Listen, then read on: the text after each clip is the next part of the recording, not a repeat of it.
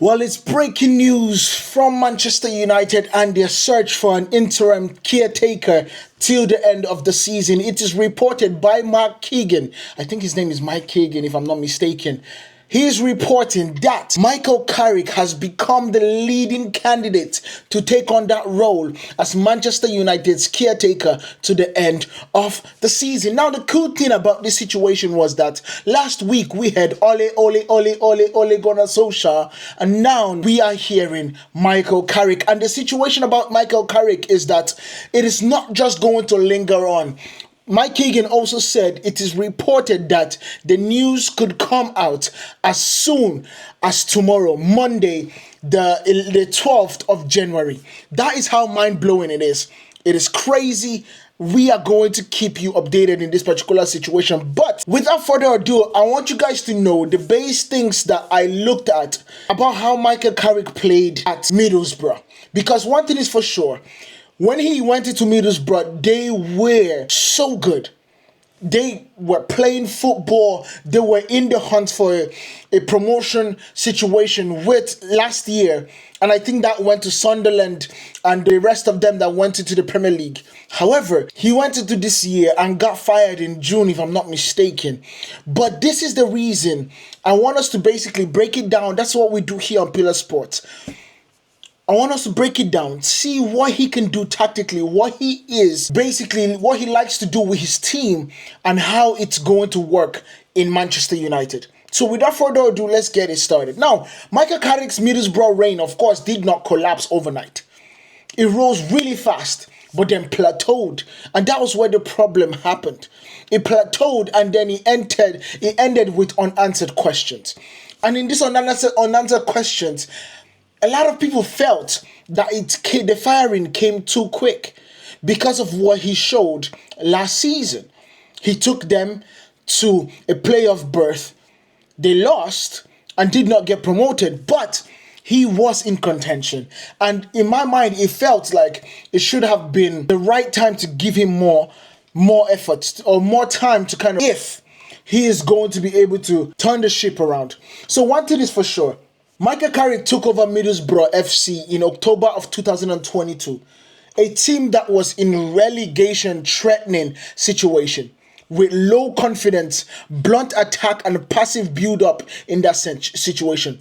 Now the expectation at that time was survival and not promotion.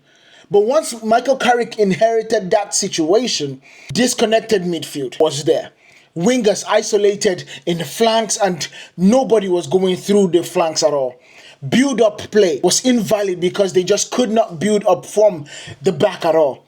But the first phase that this guy went into was where the transformation started. From relegation zone into a top 6 finish. That is what we saw. One of the situations, one of the best points per game records post his appointment. Best top championship sides playing dominant football. Now, what Michael Carrick was doing with Middlesbrough was a little bit of what his company was doing with Burnley. They were dominating football in the championship, playing football to the side to side, building through the midfield, going through the flanks, and having people then cut in to create chances for the attackers. That is what we saw with Michael Carrick in Middlesbrough. He implemented the 4-2-3-1 and then a 4-3-3 hybrid. That was the key part about how he moved with the system in Middlesbrough. And I believe he's going to bring the same thing to Manchester United. Now, it's going to be heavy emphasis on these 4 things in my mind. And based on the games that I just watched and analyzed when his name was being touted, we are looking at overloading the central area. A very, very short build-up in a sense of he wants to get it as quick as possible, but with precise and precision. I think that's the word. Positional rotations is going to be big. This is basically Sir Alex's playbook. Positional rotations is going to be big. The movement between Cunha and maybe Amad and Mbeumo or Bruno, and it is going to be fluid. That is the key part. But the one thing that he absolutely breaks table for is ball dominance. He wants the ball. He wants to keep the ball. He wants the ball in or on the feet of Manchester United players, because he believes that if you have the ball, you cannot lose. You cannot give opportunities away.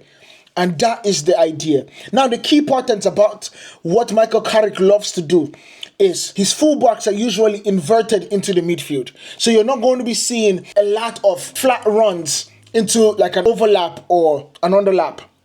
It's going to be one is inverted in order for you to push the other side forward, or the other one is inverted in order for you to push the other side forward. It's going to be critical in the way we play, and it's going to help the likes of Diego Dalot, for instance, or what's his name, Luke Shaw, or even Patrick Dogu. People that understand tight spaces and can actually cut into the midfield and overload that central area. It's absolutely going to be crucial for when we play with Michael Carrick. The number 10 position, operating in between the lines consistently. He wants Bruno Fernandes, in my mind, should be a constant in between the line, in between the spaces. Think about Phil Foden when he's playing with the likes of Erling Haaland and the rest of the defenders that Manchester City has. Phil Foden loves to sit in spaces, loves to sit in the shoulders of the midfielders and the kind of front or the facing part of, or the middle part between the midfielders and the defense. That is where he likes to play. That's where he likes to sit. And that is the thing that he's going to require of Bruno. Now, the situation is that Bruno always likes to rigmarole and move to spaces, dropping back into the centre-back position sometimes and building from deep line playmaker. I'm wondering if Michael Carrick would tell him to trust the likes of Kobe Mainoo to bring the ball to him. And if he is doing that, I believe we are going to see another brilliant to what Michael Carrick wants to do. Now, another key thing about that is that we have Ahmad that played that same system in Sunderland. He played that same system and scored 14 goals with around 8 assists. That's when we brought Ahmad back to Manchester United. He is very good on the half turn in terms of Ahmad. So he can play those situations very, very well, especially watching AFCON and how he is able to rigmarole with the ball in tight spaces. He can absolutely play that too. So having Ahmad in the number 10 position would absolutely be brilliant too. The days where Bruno needs to either play the deep line role or just take a rest. The third one is the wingers holding their width to stretch the blocks. So for the likes of Brian Mbeumo, he's going to tell Brian, I need you to put a touch line, make your feet be on the touch line, hold that width in order for us to create that have spaces in between the midfield. Create the spaces vertically between the inverted fullbacks and the number 10 or the number 8. Those are the moves that he's going to be requesting for. So think about Riyad Mahrez for Manchester City. You understand? That is what he's going to be requiring of our wingers to do. And finally, but not the least, the midfield. He's going to absolutely ask us to dictate tempo. When I told you guys he wants the ball fully, he truly wants the ball. He wants the ball in our midfield. And because he's a midfielder himself, it is going to be a crucial thing that Mainoo is in the pitch, that Mason Mount finds a way in the pitch, because those are the players that can actually keep the ball. I don't really believe that Ugarte would absolutely be in this situation, but I also know that Casemiro is not 26 anymore. He's not 26 anymore, so it is going to be a situation where he has to figure out what 3 is going to do the trick for him.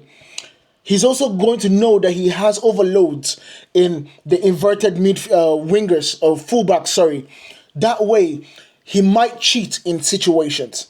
But these are the crucial parts of Michael Carrick's system.